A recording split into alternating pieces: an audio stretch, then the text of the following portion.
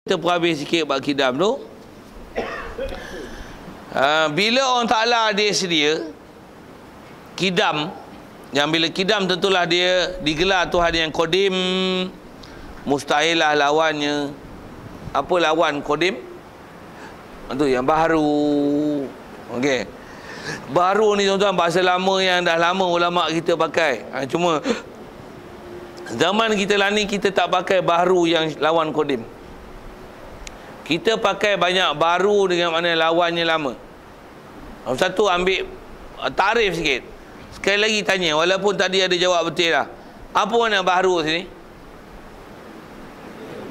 Suatu yang ada, yang didahului oleh tiada. Jadi mustahil Allah ada, didahului oleh tiada. Tu mustahil. Itu namanya baharu. Itu namanya baharu. Baharu tu bahasa lama, bahasa moden sikit, baru. Orang salah mustahil baru. Apa makna baru situ? Boh pilih bahasa baru tu. Juga dengan makna yang sama lah. Apa? Mustahil dia ada, yang didahului oleh tiada. Setiap yang ada didahului oleh tiada, itu namanya baru. Alam ni baru. Ya. Kenapa alam ni baru? Kerana alam ni dia ada, tapi sebelum tu dia tiada. Macam mana boleh tahu? Fakta mudah, alam ni Allah buat. Jadi alam ni asalnya tak ada, Allah bagi ada. Alam ni baru. Kalau orang tanya sikit gini, baru apa? Dah lama dah. Jawab. Mana ya? Jawab. Macam mana jawab? Baru apa? Dah lama dah. Nabi Adam orang Ta'ala bagi jadi pun alam dah ada dah. Dah iblis ada pun alam ada dah. Malaikat ada pun masa tu orang Ta'ala bagi jadi alam. Baru apa? Lama dah weh. Kenapa pula kata alam ni baru? Jawab. Mana ya? Macam mana jawab tu? Nama dia barulah. Pasal baru ni ialah baru lawan kidam zati. Bukan baru, bukan lama. Yang lama tu kidam zaman ni. Boleh? Boleh faham tu? Ataupun kata macam ni, kalau kata, bukan dah lama ke? Memang lama. Lama tu lama masa. Walaupun lama masa, tetapi adanya dia didahului oleh tiada. Pandang pada bab ketuhanan, dia dipanggil baru. Dia ialah still, mana dia baru, dan dia adalah bukan jadid, tapi dia hadis. Jadid lawan bagi Qadim zaman ni, yakni hadis lawan bagi Qadim zati. Yang tu kut susah sikit. Susah pun susah istilah kan. Tapi kalau cuma guna cakap Melayu je, bukan dah lama ke alam ni? Alam ni walaupun lama namanya baru lah. Pasal apa baru pula? Pasal alam ni ada, walaupun ada, tapi dulu tak ada. Allah bagi ada. Itu namanya baru. Allah ni, Allah je yang Qadim. Pasal Allah ada, bukan didahului oleh tiada. Allah je Qadim. Alam ni tak Qadim. Pasal alam ni orang Ta'ala bagi jadi. Jadi alam ni bukan Qadim. Alam ni baru. Apa makna baru? Ada dia yang sebelum ni tak ada. Pasal Allah yang bagi jadi. Tu bahasa mudah, dengan cakap Melayu tak pakai istilah. Cerita Quran pun senang. Macam mana pun bila faham istilah best. Itu je. Dia faham istilah ni macam kita sebut, ni apa? Ni hadis. Apa hadis ni? Cakera padat lah. Faham lah padat-padat ni apa? Susah. Faham istilah macam ni? Senang. Ni apa? Pen drive. Pen drive. Pen boleh bawa kereta ke? Ya Allah, bukan pen drive itulah. Istilah lah. Kau tengok kat mana ni? Aku tengok Facebook. Facebook muka buku. Buku-buku mana kau tengok? Bukan muka buku lah. Facebook tu lah. Yang internet tu. Saya nak sebut apa? Ada benda terjemah, tak boleh nak faham. Tapi itu istilah. Ni pun istilah lah. Qadim baru. Apa makna baru?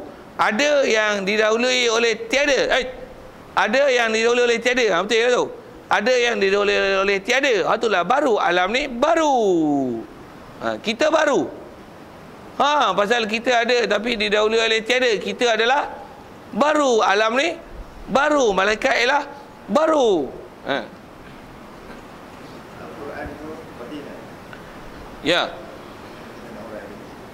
Macam mana? Kata Kodim tu. Quran tu kalau ikut ada dua benda yang kena faham tu. Adakah maksud Quran tu kalamullah? Ataupun adakah maksud Quran tu yang kita baca? Yang kita baca ada huruf tak? Ada suara tak? Ada huruf, ada suara baru tak? Hatu baru. Itu yang kata kalam Kodim tu mana? Quran tu kalamullah. Jadi kalamullah tu ada pada Allah Ta'ala, Quran tu. Yang ada pada Allah Ta'ala, itu kalam Kodim. Dia tak mudah ni itulah. Jadi yang tu yang nak bagi faham kalam Kodim tu. Jadi kalau kata Quran ni kalam Kodim, mana? Kalam Quran ni adalah words Allah. Allah's word, betul kan? Bila Allah sebut, maksudnya it's belong to Allah, betul? Yang mana bilang Allah Ta'ala? Yang original version, yang kat Allah Ta'ala tu. Jadi Quran ni kalamullah. Ya, Kodim ke baru? Kodim. Jadi Quran Kodim lah. Quran mana Kodim? Tu yang bahasa rasa kita ada sebut istilah dulu. Tu dipanggil kalam nafsi. Kalam nafsi Kodim. Yang kita baca ni, itu ialah Quran yang kalam lafzi. Yang kita baca, berlafaz. Nanti nak ada pertandingan tilawah. Quran kita baca, ada huruf, ada tulisan. Itu adalah kalam lafzi. Itu adalah baru. Pasal apa baru? Ada huruf, ada suara, ada baca. Yang Kodim mana? Yang kat Allah Ta'ala. Kalam yang ada pada dia. Quran yang pada dia, yang original version. Bopi dengan bahasa itu. Yang kat Allah Ta'ala. Itu adalah kalam Kodim. Macam mana pun umum sebut Quran ialah kalamullah, kalamullah, kalam Kodim. Pasal Allah Ta'ala bersifat kalam, tentulah kalam Kodim. Kalam Allah Ta'ala bukan baru. Kalam Allah Ta'ala adalah Kodim. Kalau sebut istilah kalam tu. Macam tu kot. Boleh faham cara dia jawab tu. Ya.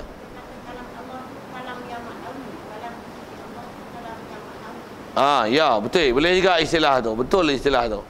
Jadi kalam Allah Ta'ala, kalam Kodim mana? Kalam yang maknawi. Jadi kalam yang baru ni kalam mana? Kalam lafzi. Kalam lafzi itu baru. Jadi kalam yang maknawi itu itu Kodim. Maksudnya apa? Yang ada pada Allah Ta'ala, yang kalam nafsi. Betul yang kalam nafsi, kalam maknawi. Ya, betul. Yang kita baca kalam lafzi lah pasal berlafaz. Ada dulu kemudian. Lafaz kan makhluk. Tapi yang mana hak kata Kodim tu? Yang maknawi, yang pada Allah Ta'ala, yang kalam nafsi, yang original ke Allah Ta'ala. Ngopi dengan bahasa original tu untuk mudah faham, yang kata itu adalah kalam nafsi, kalam yang ada pada Allah Ta'ala. Itulah kalam Kodim. Ni. Satu baca Kodim, Nabi semua Kodim kita dah lihat. Kodim, ilmu Kodim, ketentuan dia yang Kodim, kalam dia yang Kodim. Tu. Dan memang Kodim ni kalau ikut dia lipat semua sifat. Lipat semua sifat. Faham kot tak? Maksudnya semua bab sifat ketuhanan mestilah diiktikad sifat Allah Ta'ala Kodim semua. Baik rahmat, Allah Ta'ala kasih, Allah Ta'ala sayang, Allah Ta'ala marah, Allah Ta'ala suka. Semua Kodim. Bila Kodim tu yang jangan faham, dia terkesan dengan sifat baru. Satu disyarah dengan betul. Allah Ta'ala suka, apa maksud? Dia beri pahala. Dia marah maksud apa? Dia beri neraka. Disediakan azab. Bukan suka maksudnya dia pun seronok tengok, terkesan juga. Tengok manusia duduk ngaji ni, duduk sebut kebesaran dia pun seronok gitu. Ada pula mustahil dengan mana seronok, dengan mana terkesan hati. Subhanallah. Allah Ta'ala dia yang jadikan sesuatu, takkan dia terkesan dengan sesuatu. Tiang kalau ikut kita dah apa, dengan formula tu kita dah lipat ke depan. Nak memahamkan apa dia Kodim yang sepatutnya memang kena faham Kodim macam tu pada seluruh sifat Allah Ta'ala. Walaupun baca pendek je.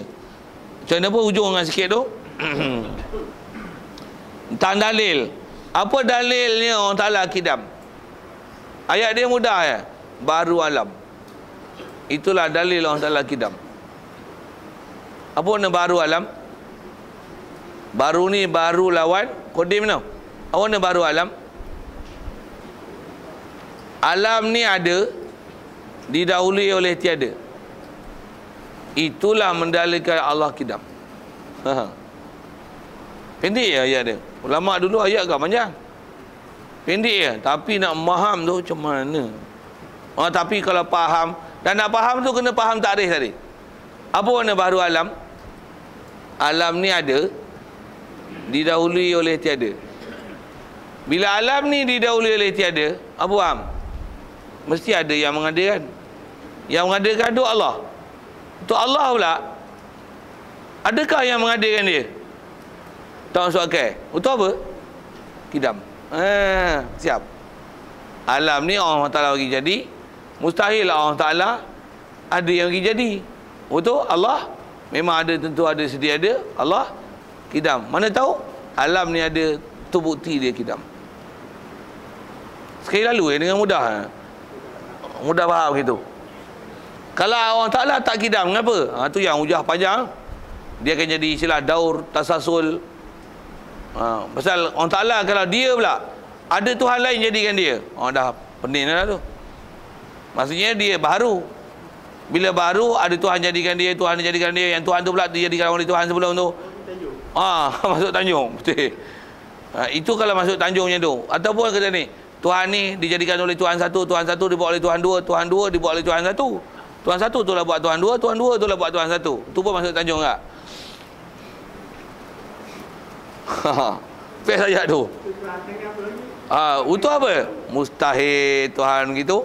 Allah tentu sedia. Mana tahu? Alam ni baru itulah Allah Ta'ala sedia. Okey, siap. Bahasa ulama pendek je. Tapi itulah, nak faham tu, tuan-tuan kena faham istilah dia. Apa makna baru?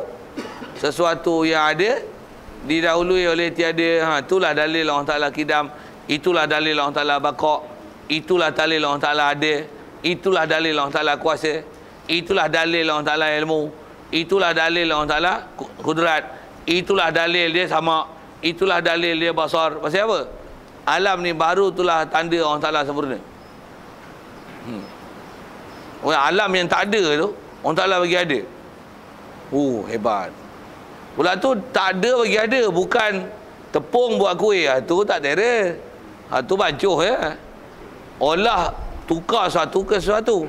Yang ni tak ada, bagi ada. Tiada siapa yang boleh buat kejadian macam tu melainkan hanya Tuhan semesta alam ni. Pasal tak ada bagi ada. Allah je boleh buat. Kita tak boleh kan. Kita ada makan. Tak ada. Bukan tak ada, masuk mulut. Masuk mulut pun tak ada ke? Tak, dia proses. Tukar ni tak ada ke? Tak ada. Tukar jadi benda lain. Kita tak boleh mentakdirkan satu, apatah lagi mengadakan satu. Mengada pun tak boleh, mentakdir pun tak boleh. Yang mengada dan meniada siapa? Allah. Best. Betul ayat tu. Jarum seperti nak buat. Ya. Baik, kalau ikut dengan ayat mudah itulah selesaikan kita punya bicara bab pagi ni, bab kidam. Jadi kalau atas sebut mudah, wajib intiqah antara memang ada, tentu ada, sedia ada. Ada dia, bukan dia dahului oleh tiada.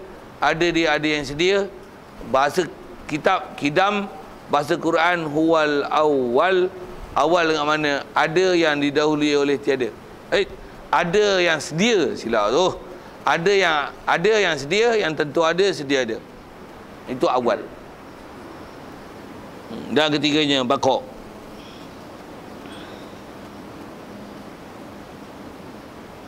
Ada soal tu? Ya.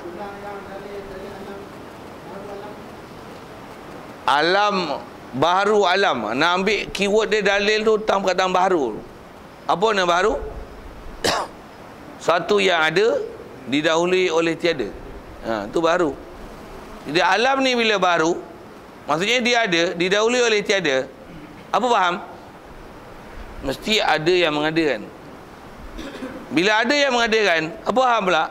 Adakah mungkin yang mengada itu dia pun ada yang mengadakan dia? Tidak. Kidam. Boleh? Sebut mudah tu. Kalau tak ada soalan, saya nak teruskan juga yang ketiga tu. Pasal bakok ni, faham kidam, faham bakok, simple je. Flick your fingers, get the answers. Satu lagi tak payah ulang lah. Pasal fakta dan cara pendalilan dan pahaman yang sama. Okey. Baca kat sikit gitu. Ketiganya bakok, artinya wajib kekal. Baik, kekal kita memang itikad Allah Ta'ala kekal. Baik, cuba fikir, kenapa mesti dia kekal? Dengar. Satu saya nak teruskan tu. Pasal kenapa pula tak kekal? Kerana ada dia pun yang sedia. Siapa yang akan meniadakan dia? Ada dia pun sedia. Siapa yang akan meniadakan dia? Siapa boleh meniadakan dia? Pasal apa? Dia ada pun sedia. Dia sedia ada. Dia bukan daripada tak ada kepada ada. Kalau dia daripada tak ada kepada ada, tentulah siapa yang mengadakan dia yang akan meniadakan dia. Tapi bila dia sedia ada, apa faham? Siapa yang akan meniadakan dia? Jawab. Adakah dia meniadakan dia? Yang buat kelakar bodoh itu. Tak masuk akal. Bila dia sedia ada, dia tak akan binasa. Itu kekal lah. Mesti kekal. Itu yang ayatnya apa? Setiap yang bersifat kidam, tentulah dia bakok. Tu Allah kidam. Ya. Apa jadi? Tentulah dia bakok. Jadi bila dia kodim, tentu dia bakin. Allah Ta'ala yang dia sedia, tentu dia kidam. Bila kidam, kidam tu ke bahasa Arab. Bila dia sedia, tentulah dia kekal. Sekali lalu dengan mudah, kenapa tak kekal? Siapa yang akan binasakan dia, sedangkan ada dia pun adalah sedia. Ayat tu ayat tajam tu. Kok tak berapa nak boleh fikir tu, kok susah. Kena tulis tu. Fikir kan, buat dalam kurungan. Saya punya style ngaji lo macam tu. Kidamnya Allah Ta'ala adalah mendalilkan dia kekal. Siapa yang akan binasakan dia, kerana ada dia pun adalah sedia. Tulis tu buat bintang sikit, tak faham. Tak kira no sikit. Macam mana? Pasal ada benda kena fakta tu dia susah sikit fikir. Bila fikir faham, dah dapat. Tu best. Agung tak dapat nikmat itu. Jadi menteri besar Perak lah siap. Jadi Sultan Perak pun tak berada makna. Sikit word tu. Marah pula demo nanti, bahaya sikit bahasa dia. Tapi dia kata Sultan pun tak dapat nikmat kalau kita dapat faham apa yang kita belajar. Sultan dapat pangkat, dapat lagi penin, tengok rakyat macam ni, harta macam ni, negeri macam ni, penin. Tapi kalau ilmu kita faham macam ni, melayang, faham, best, terbang sampai langit sampai. Pasal apa? Faham. Tapi bila tak faham macam ni, tu kata besar nikmat daripada lebih jadi raja lagi. Saya sebut tu pasal arwah Fatih tu sebut tu. Raja pun tak dapat kalau kita dapat ngaji faham. Pasal dapat faham nikmat ilmu ni, kata dia, orang yang mai yazuk yadri. Siapa rasa dia dapat, dia rasa. Siapa faham dia rasa lazat dia tu. Siapa tak faham dia tak rasa seronok. Tu yang tidur ke. Tu orang dapat faham macam mana? Terbang tu. Pasal apa? Boleh faham ni. Sedap. Sedap macam mana? Dia sedap maknawi. Dia bukan boleh cerita. Sedap macam mana? Sedap, aku faham. Allah Ta'ala memang dia kidam. Kidam dah kidam, mesti bakok. Siapa binasakan dia? Ada dia apa sedia? Faham. Tu saya nak baca lagi habis.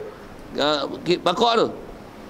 Baik, kekal zat dan semestinya lah kekal sifat.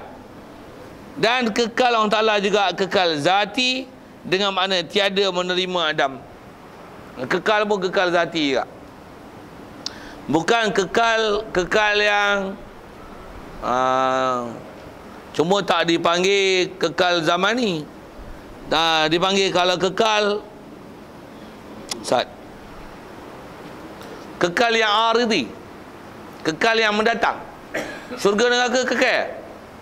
Kekal yang mendatang. Allah bagi kekal. Allah kekal zati, kekal hakiki. Kekal dia memang kekal. Tak masuk akal tak kekal. Syurga boleh jadi tak kekal, pasal Allah yang nak kekalkan. Tapi boleh jadi tak kekal kalau Allah Ta'ala tak kekalkan dia. Tapi Allah tak kekal, tak masuk akal. Siapa yang akan tak kekalkan dia? Sedangkan ada dia pun sedia. Siapa akan binasakan dia? Mesti dia kekal. Tak mungkin dia tak kekal. Tu kekal zati. Jadi lawan kekal zati adalah kekal baqa' yang aridi. Baqa' yang mendatang. Okey. Lawannya binasa, mustahil, iaitu mustahil, dan dalilnya juga baharu alam. Bila alam ni baru, maksudnya dia ada dan berasal daripada tiada, tentulah boleh ditiadakan, dan semestinya meniadakan dia nanti ialah Allah. Tapi Allah yang sedia, yang dia yang menjadikan alam daripada tiada kepada ada, mana mungkin Allah Ta'ala pun tiada. Pasal siapa yang akan tiadakan dia? Kerana adanya pun adalah sedia. Kaedah berhujah ke baqa' adalah kaedah berhujah dalam bab kidam. Satu saya teruskan je, InsyaAllah sambung. Dan keempatnya mukhalafah lil hawadis. Jadi bab baqa' dia kena tu. Faham kidam, lazim daripada kidam mesti baqa'. Kalau ada benda yang tak boleh nak mikir situ, tengok apa something wrong tu. Apa kepahaman yang tak sampai. Satu tutup guru dulu dia ada sebut yang ni. Dia kata apa? Binasanya alam, mendalilnya qadimnya Allah Ta'ala. Ayat simple je, tapi macam mana lah? Aku tu huraian sejam lebih je. Cerita tu kan. Wallahu'alam. Jadi kalau ikut tangguh situlah kita sambung ni mukhalafah lil hawadis. Ada tak? Ya.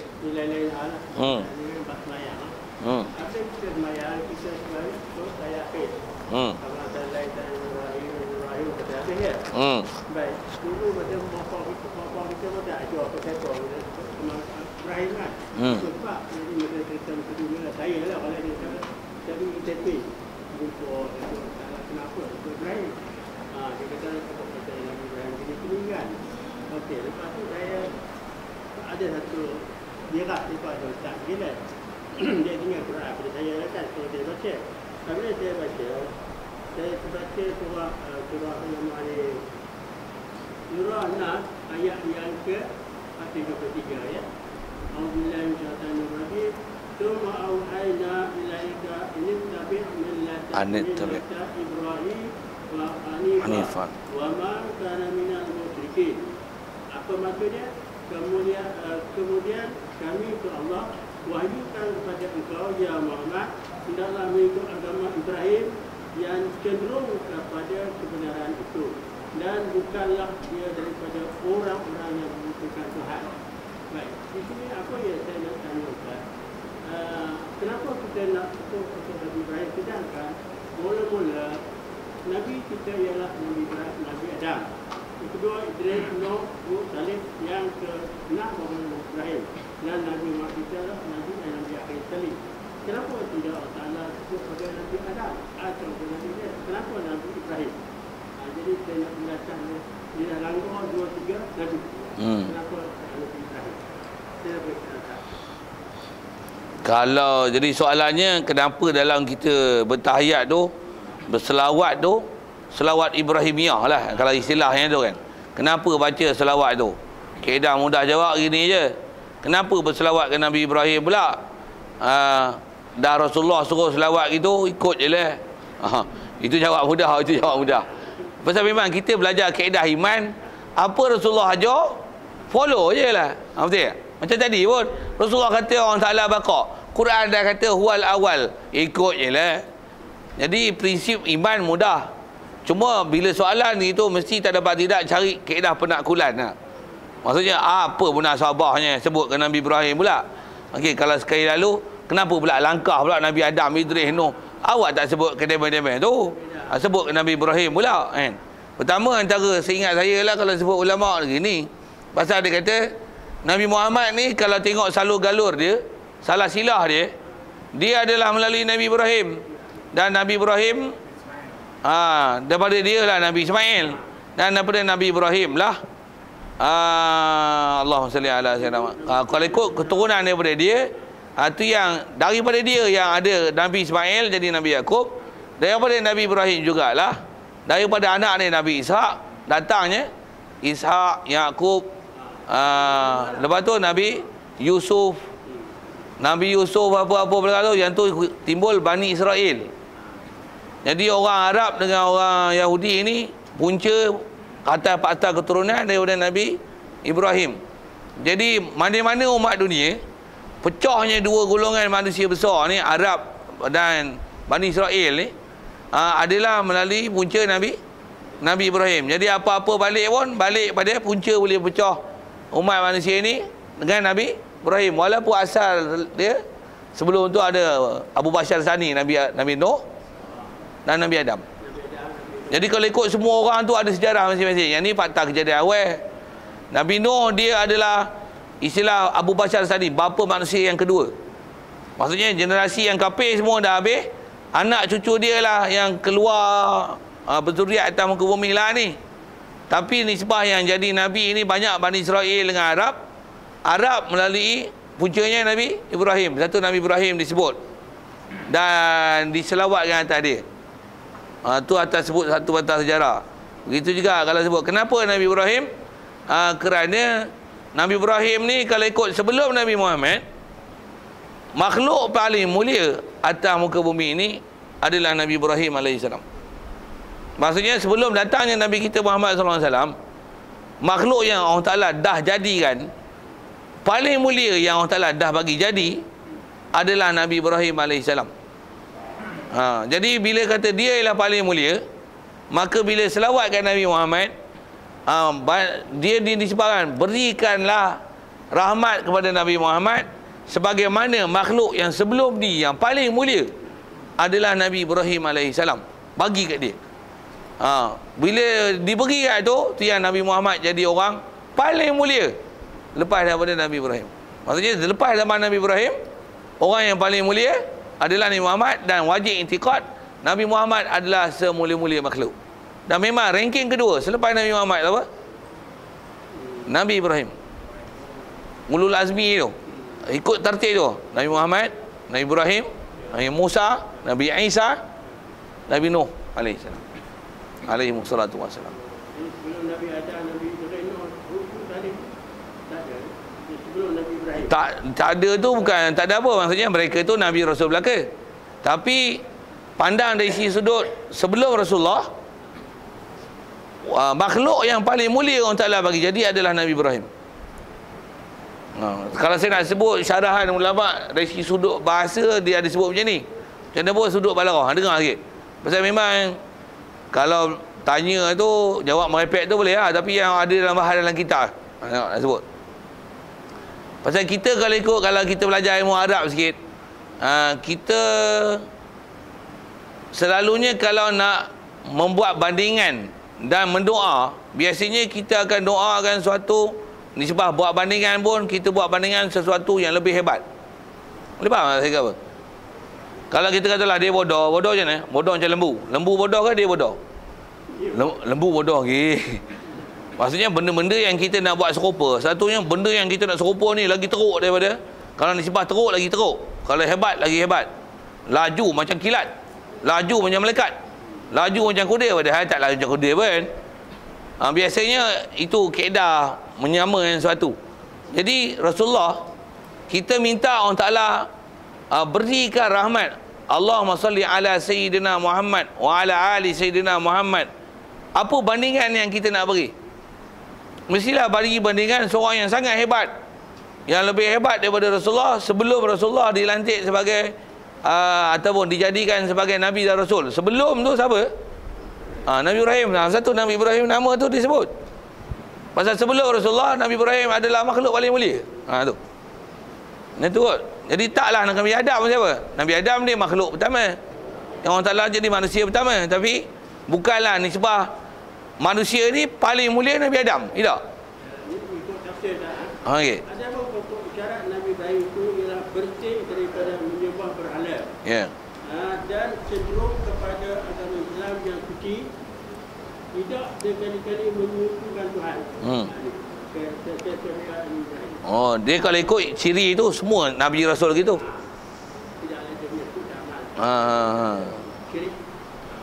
Tak semua Nabi Rasul tak syirik. Macam mana pun tu yang kata, kalau atas syarah ulama lah, dia kata itu kenapa? Pasal sebut tadi tu.